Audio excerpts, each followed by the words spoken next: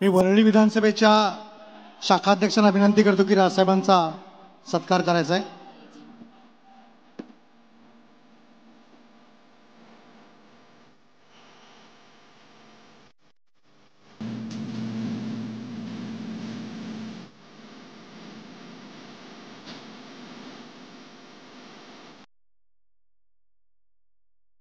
छत्रपती शिवाजी महाराज की जय भवानी. हर हर माननीय श्रीनाथ ठाकरे यांचा महाराष्ट्र नवनिर्माण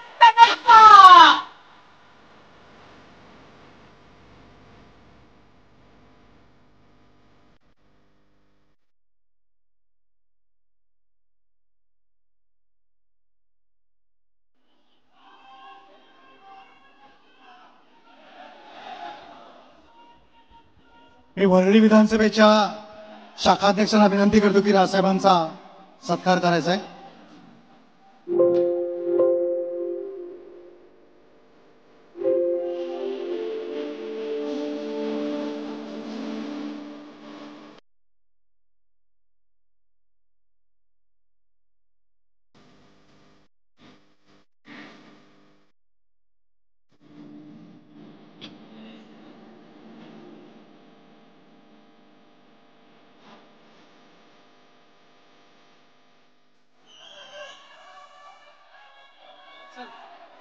सन्माननीय राजसाहेब ठाकरेंना विनंती करतो की त्यांनी उपस्थितांना संबोधित करायचं आहे.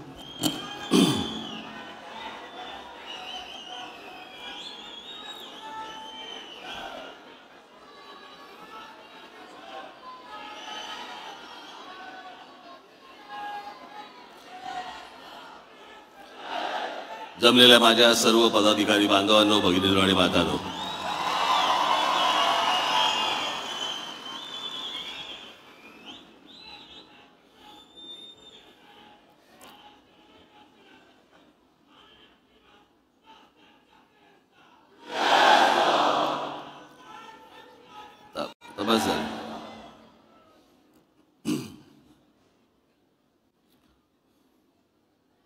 हे बाळा नांदगावकर, ओळखलं नसेल तुम्ही त्या लेंग्या बिंग्यामध्ये त्यांना. निवडणुकीच्या काळामध्ये तिथे प्रचाराच्या दरम्यान त्यांचा पायाला फ्रॅक्चर झालं आणि त्याच्यामुळे ते आता होईल बरं. ते बऱ्याच दिवसांनी मी तुम्हाला भेटतोय, तुम्ही मला भेटताय. निकाल लागल्यानंतर निकालावरची प्रतिक्रिया मी दिली होती. त्याच्यात मी काही बोललो नव्हतो.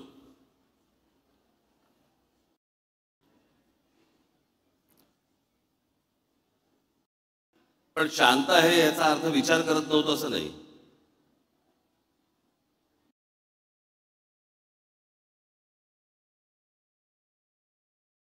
सगळ्या गोष्टींचं एक विवेचन चालू होतं, आकलन चालू होतं.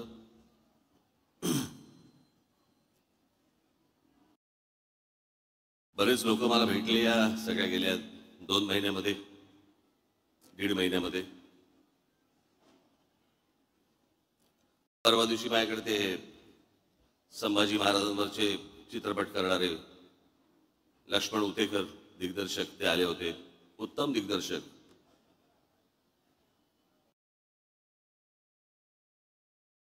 महाराष्ट्रातल्या तर प्रत्येकाने, मी काही त्याचा काही डिस्ट्रीब्युटर नाहीये, महाराष्ट्रातल्या प्रत्येक मराठी माणसाने तो चित्रपट पाहिलाच पाहिजे. कारण आमचे शिवछत्रपती ही प्रेरणा आहे. संभाजीराजे आमचे हे बलिदान आहे.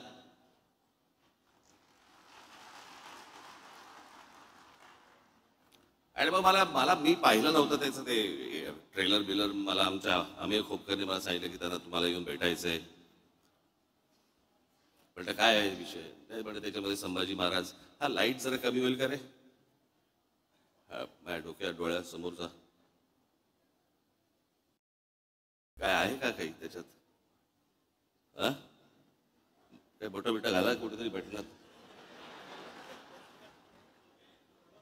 हा अरे केला का मला लागतं ना मला कळ बंद केलं तरी चालतो हा तर त्याने मला काहीतरी सांगितलं की काहीतरी संभाजीराजे लेझिम खेळताना वगैरे काहीतरी दाखवलं वगैरे वगैरे मग मी तो ट्रेलर पाहिला मग दुसऱ्या दिवशी ते आले मला भेटायला अर्थात लेझिम हा आपला पारंपरिक खेळ आहे महाराष्ट्राचा आणि संभाजीराजांनी कधीतरी हातामध्ये लेझिम घेतलेली असेल काय माहिती इतिहासाच्या पानात नाही पण मनात तर असेल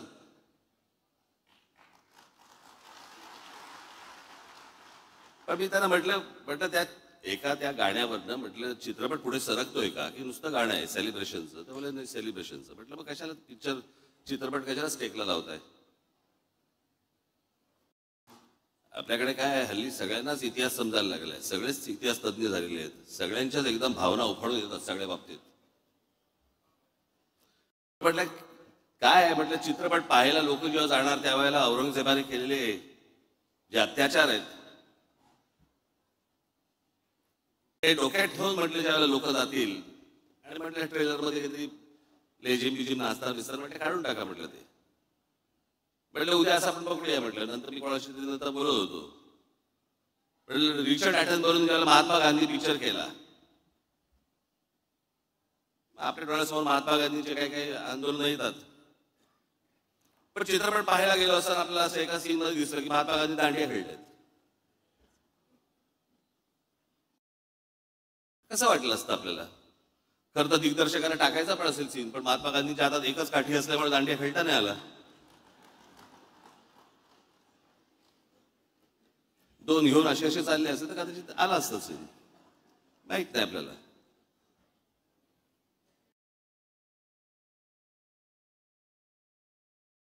पण बरेच लोक मला भेटले म्हणजे निकाल लागल्यावरती निवडणुकीचा निकाल लागल्यावरती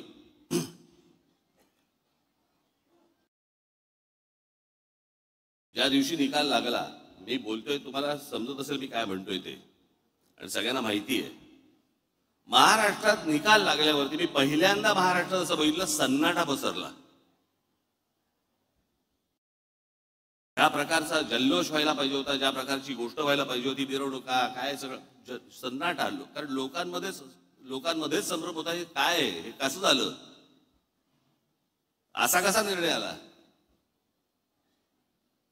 माझ्याकडे एक व्यक्ती आली होती जी RSSची म्हणजे संघाशी संबंधित व्यक्ती होती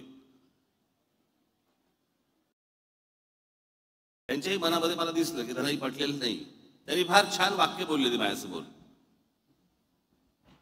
मला म्हणाले इतना सन्नाटा क्यों है भाई कोई तो जीता होगा कोणीतरी जिंकलं असेल की त्याच्यातनं जल्लोष होईल पण महाराष्ट्रामध्ये जो सन्नाटा पसरला ते कसलंच होतं काय काही काही गोष्टींवरती तर विश्वासच बसू शकत नाही आमच्या इथे राजू पाटील बसलेत कुठे आहेत राजू कुठे इथे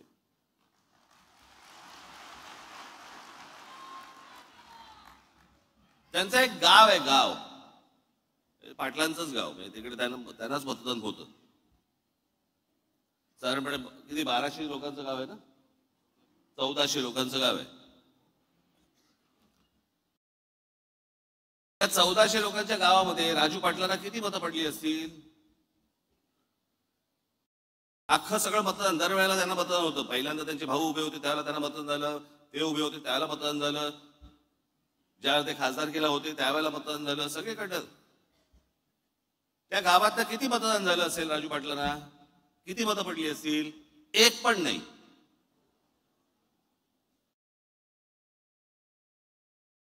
अख्ख्या गावात एक मत नाही पडत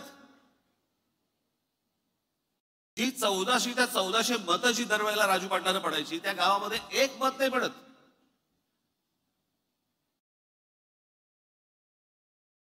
आपल्यातला एक मराठवाड्यामधला आपला एक पदाधिकारी आहे जो तिथे नगरसेवक आहे नगरसेवक असताना म्हणजे नगरसेवक जेव्हा झाला त्यावेळेला त्याला त्याच्या भागातनं 5,500 मतदान आहे, 5,500. त्याच्या भागात ना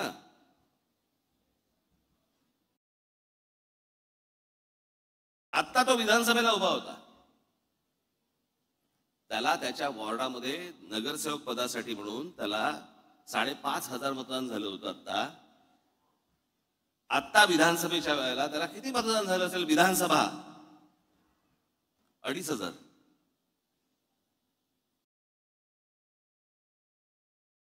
अनेक असे निर्णय आहेत महाराष्ट्रामध्ये झालेले की ज्याच्यावरती निवडून आलेल्यांचा विश्वास नाहीये. पडलेल्यांचा काय घेऊन बसलो आपण? रोज रात्री बायकोला बाळासाहेब थोरात काँग्रेसचे नेते 7 वेळा आमदार झाले, 7 वेळा. ही 8वी टर्म होती त्यांची. 7 वेळा जो माणूस आमदार केला, 70 ते 80 हजार मताधिक्याने निवडून यायचे, ते बाळासाहेब थोरात या निवडणुकीमध्ये 10,000 मतांनी पराभव होतो.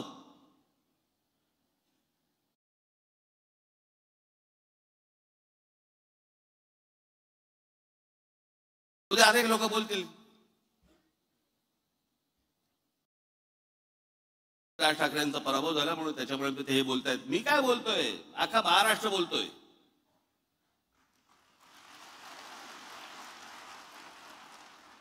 जे निवडून आले त्यातल्या अनेक लोकांचे मला फोन जे आले, जे सत्तेमध्ये आले आहेत त्यांचे मला अनेकांचे फोन आले, त्यांना शॉक बसलाय.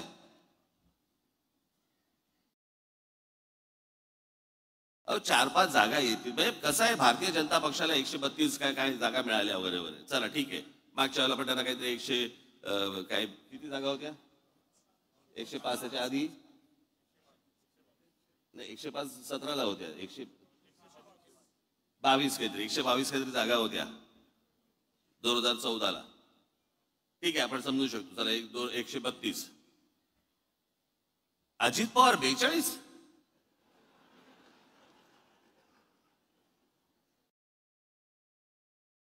चार 5 जागा येतील की नाही असं सगळ्यांना वाटत असताना अजित पवार 42, कोणाचा तरी विश्वास बसेल का याच्यावरती?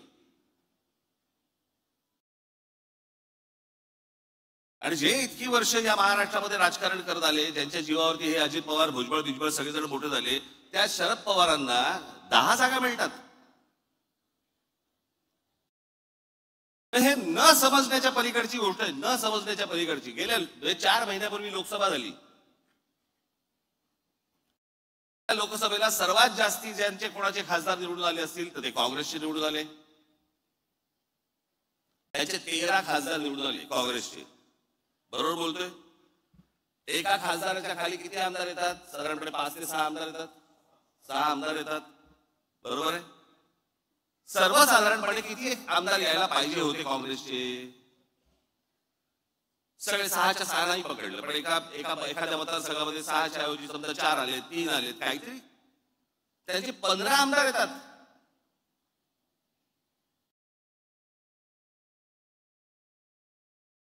शरद पवार साहेबांचे 8 खासदार निवडून आले, 8 खासदार. त्यांचे 10 आमदार येतात. आणि लोकसभेला ज्या अजित पवारांचा 1 खासदार निवडून आलाय तिथे 42 आमदार येतात. 4 महिन्यात फरक पडला लोकांच्या मनात. काय झालं, कशामुळे झालं, हा संशोधनाचाच विषय. मी तुम्हाला आज काय सांगायला आलोय, या मतदानावरती जाऊ नका. लोकांनी आपल्याला मतदान केलेलं आहे, फक्त ते आपल्यापर्यंत आलेलं नाहीये.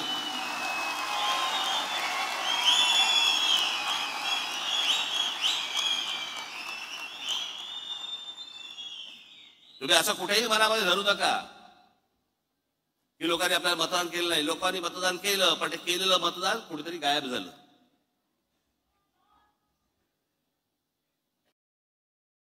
आणि अशा प्रकारच्या ज्या निवडणुका लढवायच्या असतील तर निवडणुका न लढवल्याच बऱ्या.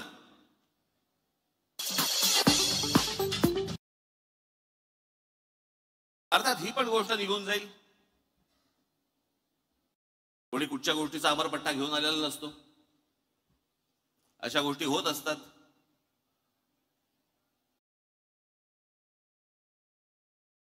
पण मला तुम्हाला फक्त एकच गोष्ट, तुम्हाला आज महत्वाच्या गोष्टी काही सांगायच्या आहेत.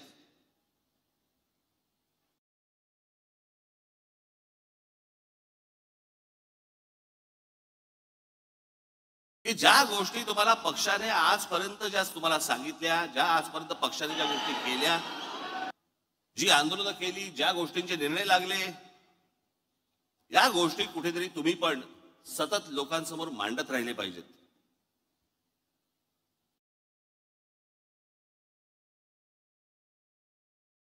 आतापर्यंत आपण काय काय केलं, कोणती कोणती आंदोलनं केली, कोणकोणत्या विषयामध्ये हात घातला, कोणकोणत्या विषयांचे निर्णय लागले, हे तुम्ही स्वतः कन्व्हिन्स पाहिजेत. मला 4 लोकांनी प्रश्न विचारल्यावरती भांबावून जाणं हे काय, हे चांगलं लक्षण नव्हे.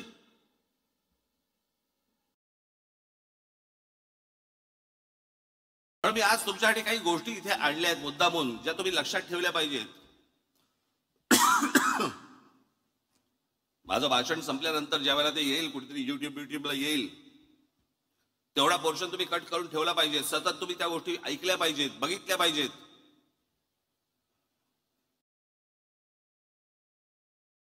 आणि हा जाणीवपूर्वक केलेला प्रचार असतो, जाणीवपूर्वक केलेला प्रसार असतो.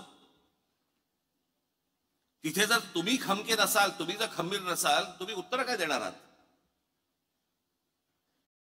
आणि हे जाणून बुजून सगळे, कारण कसं आहे, हल्ली काही अनेक पत्रकार जे आहेत हे अनेक पक्षांच्या दावणीलाच बांधले गेलेले आहेत. अनेक चांगले पत्रकार देखील आहेतच, पण अनेक पत्रकार गेलेले आहेत. ते ह्या सगळ्या गोष्टी लिहित असतात, सांगत असतात, चॅनलमधून पसरवत असतात, वर्तमानपत्रात देत असतात, सगळ्या गोष्टी चालू असतात, सोशल मीडियावरती देत असतात. आणि मग तुम्हाला ते भणभणून टाकतात. त्यातला सगळ्यात महत्वाचा भाग कुठला? 3 विषय मला मुद्दामून तुमच्या समोर मांडायचे आज. एक म्हणजे राज ठाकरे भूमिका बदलतात. मी ज्यावेळेला माझ्या काही पदाधिकाऱ्यांची, इतर सगळ्या लोकांची ज्यावेळेला मी बोललो त्यांच्याशी, मी म्हटलं भूमिका बदलणं म्हणजे कशाला म्हणतात?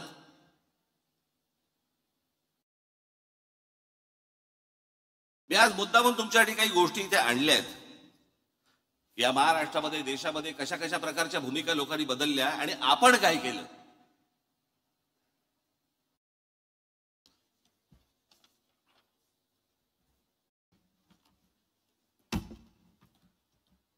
थोडा मागे जातो, नंतर मध्यात परत येतो. मी काय सांगतोय तुम्ही नीट ऐका. देशाला ज्या वेळेला स्वातंत्र्य मिळालं, त्या स्वातंत्र्य मिळाल्यानंतर पहिली निवडणूक या देशामधली ही 1952 साली झाली. त्या 52 साली ज्या वेळेला ही निवडणूक झाली, त्यावेळेला नुकताच राष्ट्रीय स्वयंसेवक संघाचा म्हणून त्यांचा एक पॉलिटिकल विंग ही जन्माला आली. तिचं नाव जनसंघ.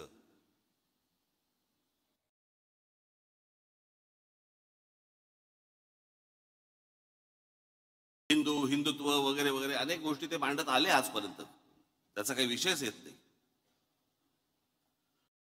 75 साली इंदिरा गांधींनी या देशामध्ये आणीबाणी आणली आणि आणीबाणी आणल्यानंतर 77 साली ज्या वेळेला निवडणुका झाल्या, त्या 77 साली निवडणुका झाल्यानंतर देशभरामध्ये इंदिरा गांधींचा दारुण पराभव झाला. इंदिरा गांधी स्वतः हरल्या होत्या. मी जर चुकत नसेल तर मला असं वाटतं राजनारायण होते, राजनारायणांनी इंदिरा गांधींना हरवलं होतं. आणि मग जनता पक्ष नावाची, जनता पार्टी नावाची एक पार्टी उभी राहिली. त्याच्यामध्ये अनेक पक्ष होते. ज्या अनेक पक्षांपैकी एक जनसंघ देखील होता. 1980 साली त्यांच्यातल्या सगळ्या भांडणांमुळे 1980 साली परत निवडणुका झाल्या आणि इंदिरा गांधी परत विजयी झाल्या. त्यावेळेला हा जो जनसंघ होता, या जनसंघाची भारतीय जनता पार्टी झाली. हे जे जनता पार्टीतनं जे बाहेर पडले होते ती भारतीय ती दुसरी जनता पार्टी होती. या जनसंघाने तेच नाव घेतलं आणि भारतीय जनता पार्टी म्हणून केलं. आता भारतीय जनता पक्षाचा जो झेंडा दिसतोय तो झेंडा बदलला झेंडा, आणि जनता पार्टीचा जो झेंडा होता, जो आडवा होता भगवा आणि हिरवा, तो यांनी उभा केला.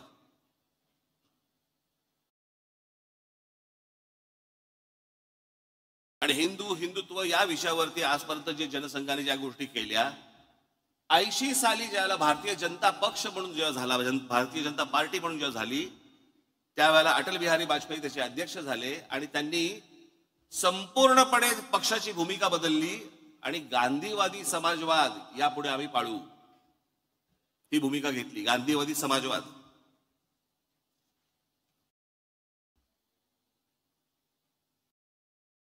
84ला इंदिराजी गेल्या, इंदिराजी नंतर मग परत धक्के. आता ह्याच दरम्यान 77ला निवडणूक झाली, 78ला परत एक निवडणूक झाली, त्याच्यामध्ये शरद पवारांचं पुलोद आलं. शरद पवार मुख्यमंत्री झाले. ते आहे ना ते वसंतदादा पाटलांच्या पाठीत खंजीर खुपसून वगैरे ते सगळं प्रकरण. आणि ज्या वेळेला शरद पवारांनी ज्या वेळेला पुलोद स्थापन केली त्यावेळेला हाच जनसंघ, त्यावेळेला भारतीय जनता पार्टी झालेली नव्हती, हा जनसंघ पुलोद मध्ये शरद पवारांबरोबर होता.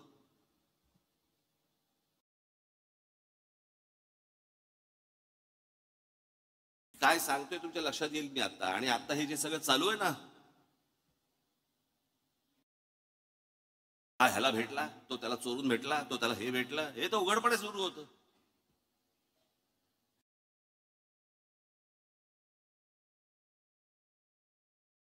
आज 78ला म्हणजे मुळात 77-75 पासून शिवसेनेने काँग्रेसच्या आणीबाणीला पाठिंबा दिला होता. 80ची निवडणूक ही शिवसेनेने एकही जागा लढवली नव्हती, परंतु काँग्रेस आणि शिवसेना यांची युती होती.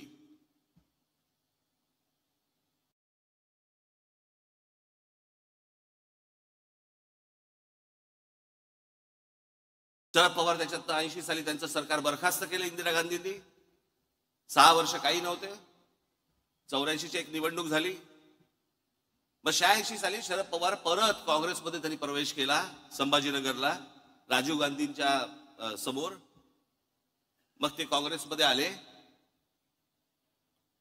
जनता पक्ष बाहेरच राहिला.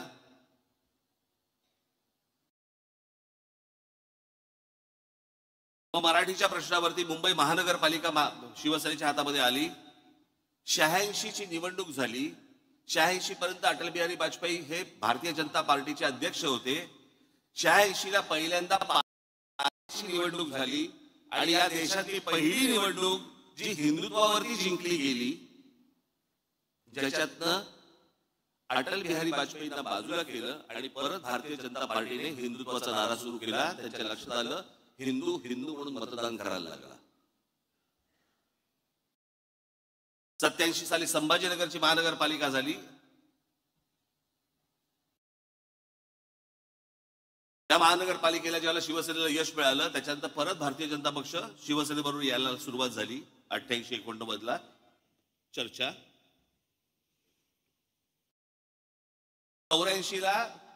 1984ला शिवसेना भारतीय जनता पक्ष युती झाली होती आणि शिवसेनेचे 2 खासदारकीचे उमेदवार हे कमळावरती उभे होते, मनोहर जोशी आणि वामनराव महाडिक.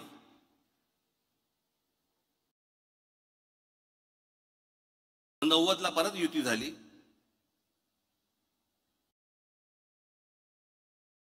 88ला परत शरद पवार मुख्यमंत्री झाले. मग 95ला परत भारतीय जनता पक्ष शिवसेना युती झाली. युतीतलं सरकार आलं. 99ला परत तीच काँग्रेस सोडून शरद पवार बाहेर पडले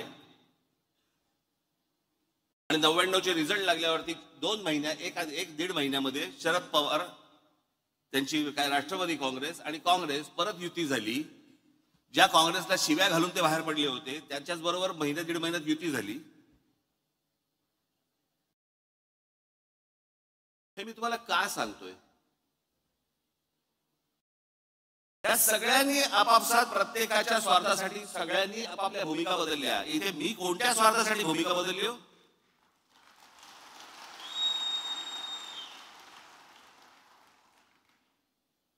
आता जर समजा तुम्ही जर मंत्रिमंडळातील लोक बघितले आता, तर त्यातले बहुतेक जण हे शिवसेनेत आलेले, काँग्रेसमधून आलेले असेच आहेत. यांचं सगळं सरकार बदललंय. यांना हे पत्रकार विचारायला जाणार नाहीत का भूमिका बदलली, पण तुमच्या कानात बरोबर ते घालत बसणार, भूमिका बदलली, भूमिका बदलली. आणि हल्लीचे जे पत्रकार आहेत त्यांचा तर किती गाडा अभ्यास असतो, तर म्हणजे धन्यच आहेत ते.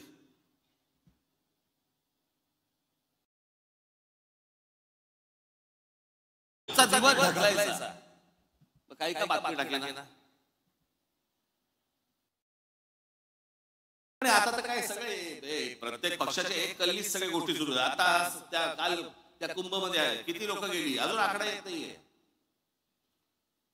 त्या प्रकारे इतर पक्षांचं कोणाचं असतं आणि काय झालं असतं, तर काय तमाशा केला असता चॅनलवाल्यांनी. आता काय नाही, सगळं चालू आहे, दाखवत आहेत बातम्या.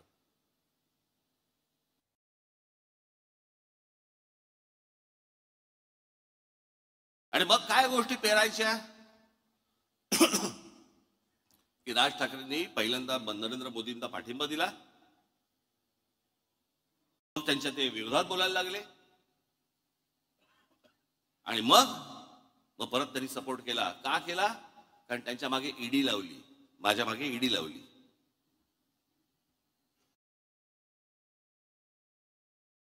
मला ती पण कहाणी आज तुम्हाला तुमच्या समोर आणि ह्या चॅनलच्या द्वारे महाराष्ट्रासमोर मला समोर सांगायचीच आहे.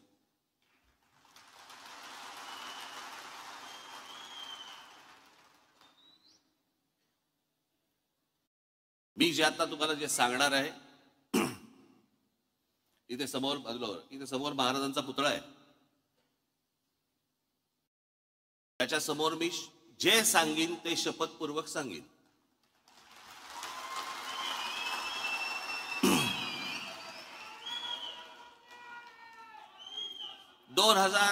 साधारणपणे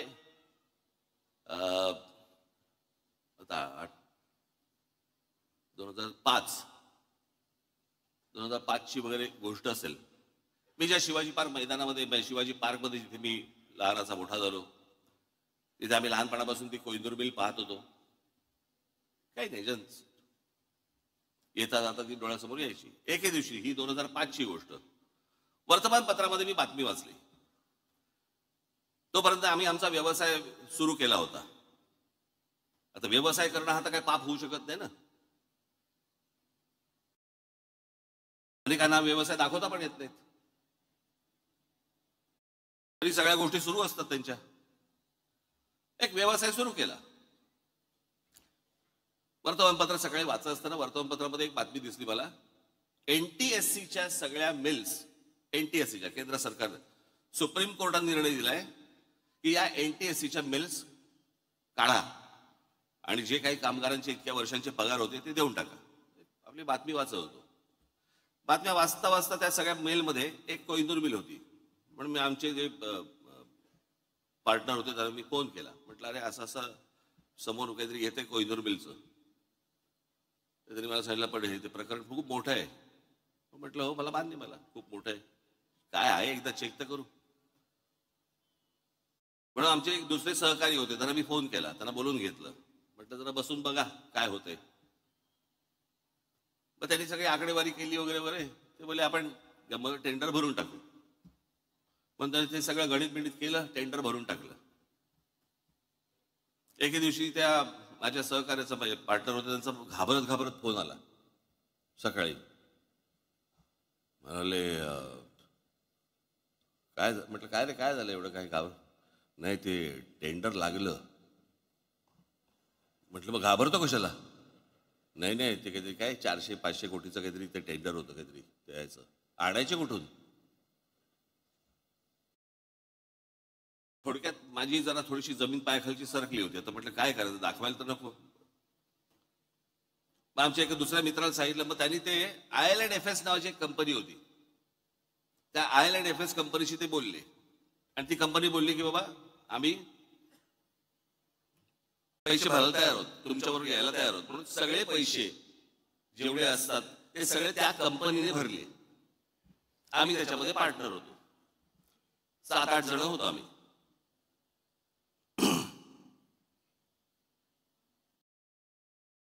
झालं सगळं सुरू. परत त्याला ब्रेक आला. परत ती केस काहीतरी कोर्टामध्ये गेली आणि सगळ्या परत मिल त्या अडकल्या. परत त्याच्यामधनं 1 वर्ष 1.5 वर्ष गेलं आणि मग त्याच्यानंतर ते सगळं परत 1.5 वर्षाचं सुरू झालं. त्या दरम्यान मी आमच्या सहकार्यात म्हटलं बाबा हे पांढरा हत्ती हा आपल्याला झेपायचा नाही, आपण यातनं बाहेर पडू. माझ्याबरोबरचे अनेक जे काही माझे पार्टनर जे होते ते बोलले की आपण नाही आपल्याला हे झेपणं नाही, काम नाही आपलं, आपण आपल्याला बाहेर पडू. म्हणून आम्ही आमचा स्टेक घेऊन बाहेर पडलो. आमचा स्टेक त्याला दिला आणि त्याचे पैसे घेऊन आम्ही बाहेर पडलो. ही गोष्ट आहे 2000 मला असं वाटतं 8ची. त्याच्यानंतर आमचा विषय संपला. ज्या दिवशी मला ती ईडीची नोटीस आली, मला प्रश्न पडला कसली ईडीची नोटीस, काय आहे काय. मग आम्ही जेव्हा बघितलं त्यात विषय होता कोहिनूरचा. म्हटलं आपला काय संबंध याच्याशी आता.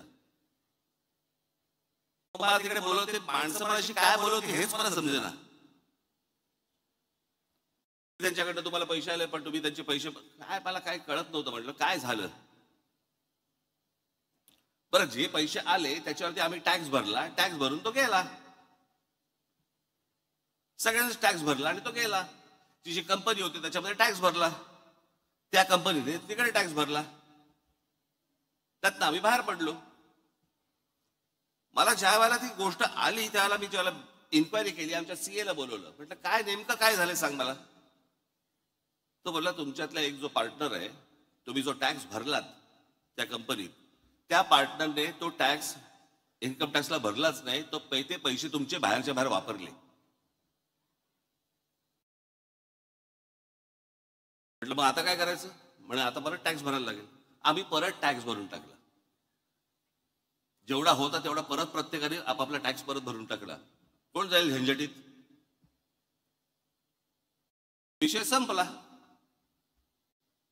आता एवढ्याशा गोष्टीसाठी राज ठाकरे ईडीला घाबरला आणि मोदींची स्तुती करायला लागला. मला काय देणं घेणं त्या गोष्टींशी. माझ्या डोक्यावरती तलवारी घेऊन नाही मी फिरत.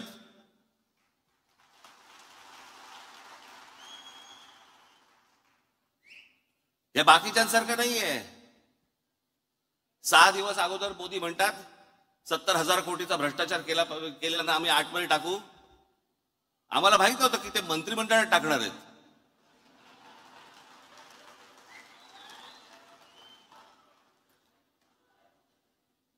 आतमध्ये टाकूचा अर्थ हा होतो हे मला पहिल्यांदा कळलं. किती किती तुम्हाला देऊ मला ह्याच्यामध्ये उदाहरणं या सगळ्या गोष्टींची. हे बघा आता आपण भारतीय जनता पक्षाने काय काय गोष्टी केल्यात ते आपण बघूया.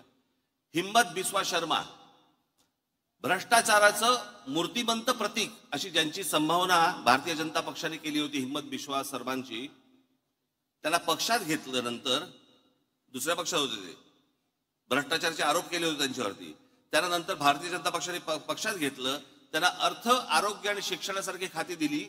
नंतर त्यांना 2021 मध्ये मुख्यमंत्री केलं. म्हणजे ज्यांच्यावरती भ्रष्टाचाराचे आरोप केले होते तिथे भूमिका नाही बदलली. हे तुम्हाला पत्रकार नाही सांगणार. मुकुल रॉय पूर्व भारतात सरदारा नावाच्या समूहाने लोकांना भरमसाठ रिटर्न्स देतो म्हणून पैसे गोळा केले आणि त्यांचे पैसे बुडवले. या घोटाळ्याचे शिल्पकार मुकुल रॉय हे मुकुल रॉय होते असा भाजपाचा आजचा आरोप होता. 1917 मध्ये भाजपने मुकुल रॉयना पक्षात घेतलं. BS येडियुरप्पा खाण घोटाळ्या प्रकरणी भाजपने त्यांना दूर सारलं, पण पक्ष सत्तेत येत नाही हे पाहून पुन्हा पक्षात घेतलं आणि 2019 ते 21 त्यांना मुख्यमंत्री केलं. अजित पवारांचा तर मी तुम्हाला सांगितलं. अशोक चव्हाण आदर्श घोटाळा, त्यांनी काँग्रेस पक्ष सोडायच्या आधी संसदेत आदर्श घोटाळ्यातील त्यांच्या सहभागावरून भाजपच्या खासदारांनी आरोप केले. पुढे 8 दिवसात ते भाजपमध्ये आले आणि लगेचच त्यांना राज्यसभेवरती खासदार म्हणून पाठवलं. भूमिका नाही बदलली. फारुख अब्दुल्ला यांनी काश्मीर मधल्या 370 कलमाला विरोध करणाऱ्या भाजप सोबत, भाजपचा 370 कलमाला विरोध होता सुरुवातीपासून, आपला त्यांचा विरोध होता की ते असू नये म्हणून, आणि फारुख अब्दुल्लांचा विरोध होता ते काढू नये म्हणून. काश्मीर मधल्या 370 कलमाला विरोध करणाऱ्या भाजप सोबत 1999ला त्यांच्या एनडीएचे घटक बनले फारुख अब्दुल्ला, आणि ओमर अब्दुल्ला परराष्ट्र राज्यमंत्री बनले. याच ओमर अब्दुल्लांच्या नंतर नॅशनल कॉन्फरन्सने 2009 मध्ये काँग्रेसबरोबर युती केली. भूमिका नाही बदलली. भाजपमध्ये आले, भाजपने भूमिका बदलली.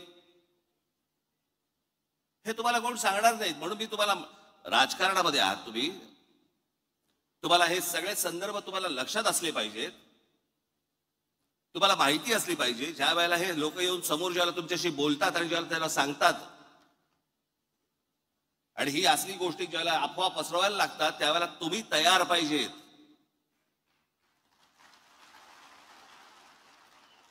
गेल्या 50, 60, 70 वर्षाचा इतिहास महाराष्ट्राचा काय आहे, देशाचा काय आहे, कुठे कुठे कुठच्या पक्षाने काय काय गोष्टी केल्या.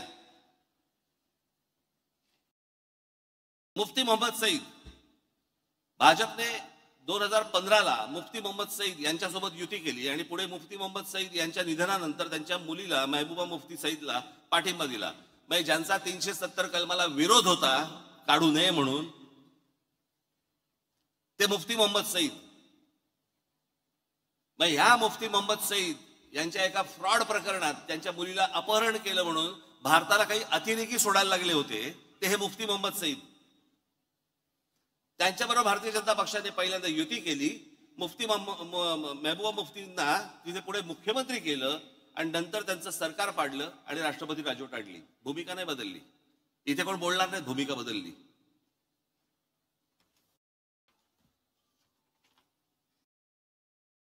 आता महाराष्ट्र देऊ.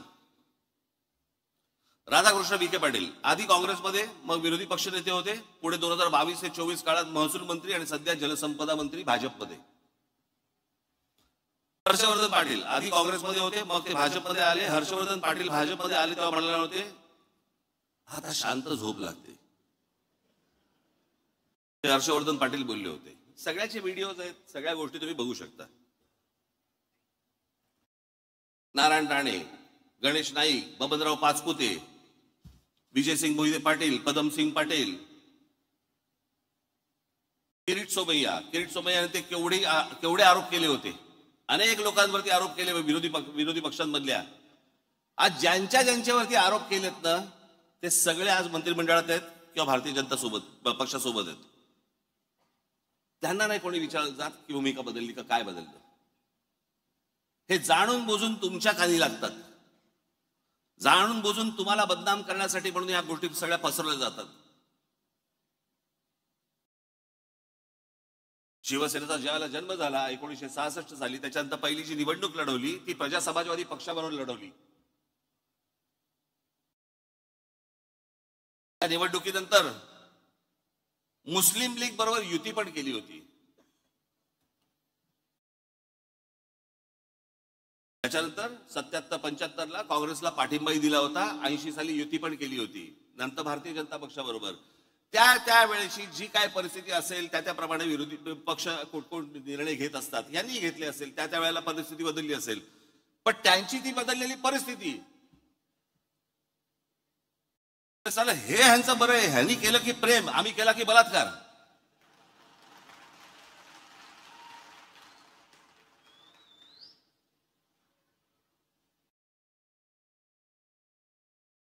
आता लोकसभेच्या वेळेला ज्या वेळेला नरेंद्र मोदी ज्यावेळेला इथे शिवतीर्थावरती आले होते, त्यावेळेला मी त्यांच्या समोर बोललो होतो ना की 2014ची निवडणूक झाली त्यावेळेला मला जे बोलायचं होतं ते मी बोललोय.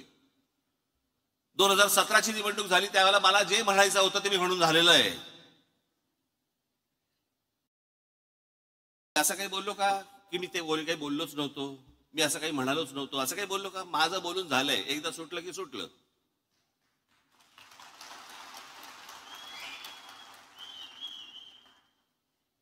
आणि जे बोललो होतो त्या सगळ्या गोष्टींना आधार होते.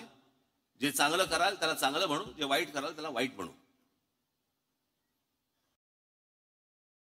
सगळ्या गोष्टीच्या तुमच्या समोर आणल्या. हे कृपाशंकर सिंग, बबनराव पाचपुते, अजित पवार, हे सगळे देवेंद्र फडणवीसांनी किती लोकांवरती आरोप केले आतापर्यंत? भ्रष्टाचाराचे किती लोकांना बरोबर आरोप केले? कित्येक लोकांवरती, जे तुम्हाला आता त्यांच्याबरोबर मंत्रिमंडळात दिसतील. कित्येक लोक तर आता देवदर्शनाला जातात, पूजा करतात, देव पाण्यात ठेवतात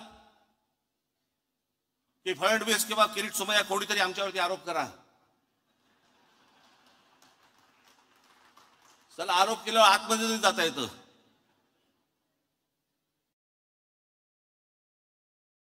एवढा सगळा चिखल होऊन बसलेला आहे. आणि या चिखलामध्ये मला असं वाटतं की तुम्ही आतापर्यंत, आपण ज्या प्रामाणिकपणे आजपर्यंत पक्ष चालवला, वाढवला, अनेक लोकांना हे असतं, राजसाहेबांनी भारतीय जनता पक्षाच्या किंवा कोणाला नेत्यांना भेटलं नाही पाहिजे. समोरचा बोलला चहा प्यायला येतो तर काय सांगू, घरीच पी.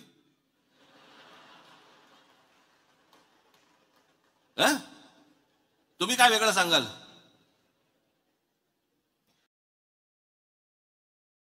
अहो पण ते मला जेव्हा भेटायला येतात ना, त्यावेळेला मी तुम्हाला विकत नाही.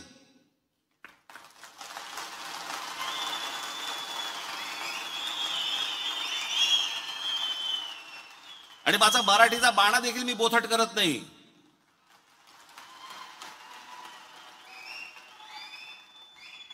येतात, फोन करतात. आता मध्यंतरी मागे मी एकदा नाशिकला होतो. सकाळी मी निघालो होतो दौऱ्यावरती, कुठे पुण्याला जायचं होतं. 7 वाजता गाडीत बसलो. समोरून चंद्रकांत पाटील आले. नमस्कार, काय म्हणताय बरं म्हटलं. मुंबईत आलो की येतो चहा प्यायला. परिस्थिती तुमच्यावरती आली, काय कराल सांगा मला. कशाला चहा कशाला प्यायचा? काय गरज आहे का चहा प्यायची? काय यायची काय आवश्यकता आहे का? नाही, काय गरज काय या चहा प्यायची असं सांगू का त्यांना मी? अरे एक माणूस स्वतःहून सांगतो सर चहा प्यायला येतो, तर ये म्हणणार ना, अजून काय म्हणणार. एकदा चंद्रकांत पाटील मला भेटायला आले. बरं हे काय करतात परत, ह्यातला प्रॉब्लेम काय आहे? हे बाहेर मग पत्रकार येतात, तिथे जाऊन हे काय बोलतात माहित नाही. आज काहीतरी वेगळंच असतं. बरेच दिवस झाले आपण भेटलो नाही. मागे एकदा लग्नात आपला फक्त भेटणं एवढंच काहीतरी असतं. एकदा चंद्रकांत पाटील माझ्याकडे आले. त्याच वेळेला ते जेव्हा मला नाशिकला बोलले त्यावेळेला मुंबईत आलो की घरी भेटायला येतो. ते मला अजूनपर्यंत कळलेलं नाही. ते माझ्याशी चर्चा करून काय चहा बी खाणं पिणं सगळं झाल्यावरती बाहेर पडले. पत्रकाराने विचारलं काय झालं, तर आपण काय सांगू? काही नाही, सहज सदिच्छा भेट होती म्हणून सहज भेटायला आलो. बरं, पत्रकारांचाही प्रॉब्लेम असतो त्यांना वाटतं कशात तरी काय असणारच, काहीतरी असणार, त्याशिवाय काय होणार नाहीये. बाई आणि बुवा एकत्र भेटले की काहीतरी लफडच असलं पाहिजे, ह्याला काय दुसरं काय. अरे नॉर्मल पण भेटू शकतात की नाही, बोलू शकतात की नाही. एखादा पुरुष स्त्री एखादे नॉर्मल बोलू शकतात, गप्पा मारू शकतात. तसं यांचं असतं. हल्ली तर तेच चाललंय. पूर्वी तर मध्ये राजकारण इतकं सुंदर छान होतं, सगळेजण एकमेकांना भेटायचे. पक्षाचा विरोध, पक्षाची धोरणं याच्यामध्ये कधी कॉम्प्रोमाइज व्हायचं नाही. पण म्हणून काहीतरी अगदी वैर घेतल्यासारखे वगैरे असं काही नव्हतं पूर्वी. आताही खरं तसं नाहीये. काल आपण छपून भेटतात मला पण ते कळलेलं नाही. पण बाहेर ते चंद्रकांत पाटील बाहेर पडले माझ्या घरातलं. काय केलं असेल त्यांनी पत्रकारांसमोर मला आजपर्यंत कळलेलं नाही.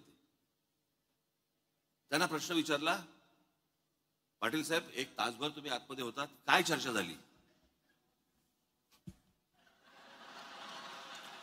मला ह्याचा अर्थ नाही कळला. म्हणजे मला त्यांनी कडेवर घेतला होता काय, ह्याचा अर्थ काय होता हेच मला अजूनपर्यंत कळलं नाही.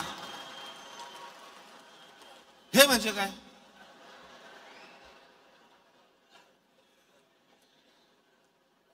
बरं, मी काय पाहिलं नव्हतं. ते गेल्यानंतर पत्रकार आले आणि मला म्हणाले की त्यांनी असं केलं बाहेर गेल्यानंतर. म्हणजे काय झालं? मी म्हटलं असं केलं म्हणजे काय झालं? आम्ही दोघे एकमेकांना तेच विचारतोय, म्हणजे काय झालं? काय इकडे मी अक्रोड ठेवलं होतं, त्याच्यामध्ये दाबून दिलं आणि मी अक्रोड फोडून दिलं वगैरे, काय म्हणजे झालं काय?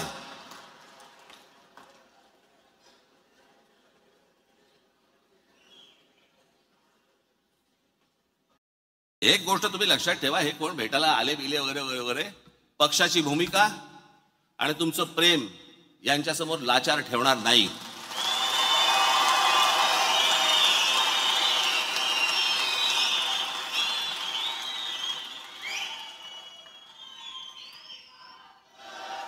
उद्या जेव्हा कधी निवडणुका होतील, काय होतील, कधी होतील, आता 28 तारखेला खरं तर निर्णय होता, तो 28 फेब्रुवारीला गेला.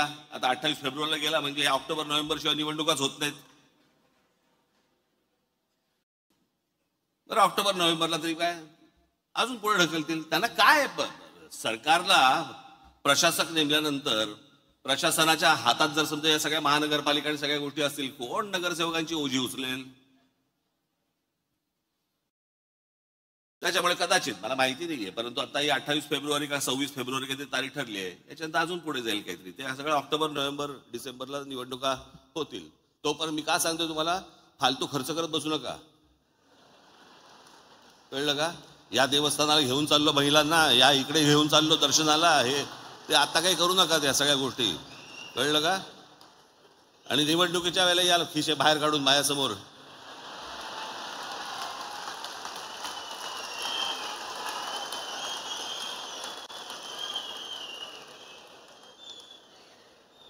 जरा सांभाळून, जरा काय आजूबाजूला चाललंय जरा एकदा बघा बरं का. आज मला तुम्हाला एवढंच सांगायचं आहे, पुढच्या काही दिवसांमध्ये पक्षाला वरपासून खालपर्यंत एक प्रकारची शिस्त आणण्याच्या दृष्टिकोनातून एक आचारसंहिता येणार आहे.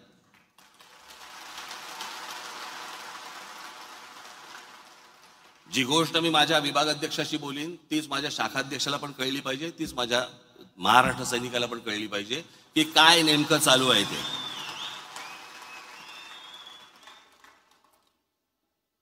पुढच्या साधारणपणे फेब्रुवारीच्या पहिल्या दुसऱ्या आठवड्यापर्यंत त्या प्रत्येकाला बोलवलं जाईल, प्रत्येकाची आचारसंहिता प्रत्येकाला दिली जाईल, नेत्यांची आचारसंहिता नेत्यांना, त्याच्यानंतर तुमची कदाचित काही गोष्टींची नावंही बदलली जातील, पदांची.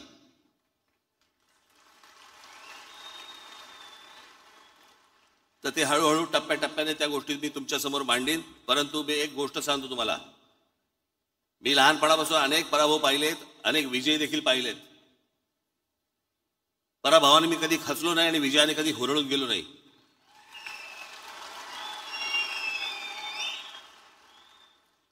आणि खचलेले पिचलेले असल्या लोकांचं मला नेतृत्व करायचं नाहीये. माझ्याबरोबर राहणार असाल तर ठाम राहा.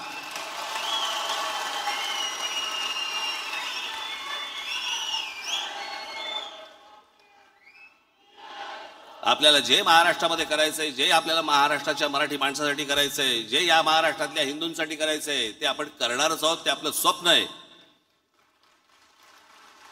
आज नाही उद्या, उद्या नाही परवा, पण ते होणार म्हणजे होणार, एवढं निश्चित आपण लक्षात ठेवावं.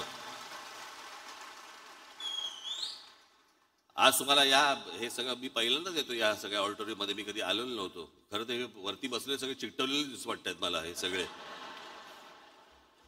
ते प्लॅकार्डचे करतात ना, तसेच दिसतात ते मला सगळ्या. आत ना रे तुम्ही खरंच. पण आज तुम्ही बऱ्याच दिवसानंतर तुमची भेट झाली, मलाही बरं वाटलं, मलाही आनंद झाला. एका उत्साहात, जल्लोषात, जोशात पुढच्या येणाऱ्या सगळ्या गोष्टी आपण पार पाडायच्या आहेत. घराघरापर्यंत जायचंय, लोकांचा विश्वास संपादन करायचा आहे. जे जे आतापर्यंत पक्षाने केलेलं आहे ते लोकांपर्यंत जाणं गरजेचं आहे. असल्या फालतू ज्या वेळेला अफवा पसरवल्या जातात त्यावेळेला तुमचा देखील राजकीय अभ्यास हा दांडगा असला पाहिजे आणि तुम्ही देखील पुरून उरला पाहिजेत त्या समोरच्या लोकांना. या गोष्टी मला असं वाटतं घेऊन तुम्ही आज सगळेजण आपल्या आपल्या घरामध्ये जाल. फेब्रुवारीच्या पहिल्या आठवड्यात, दुसऱ्या आठवड्यामध्ये आपल्या सर्वांची मी भेट घेईनच. तोपर्यंत तुर्तास आज इथेच थांबतो. धन्यवाद. जय हिंद, जय महाराष्ट्र.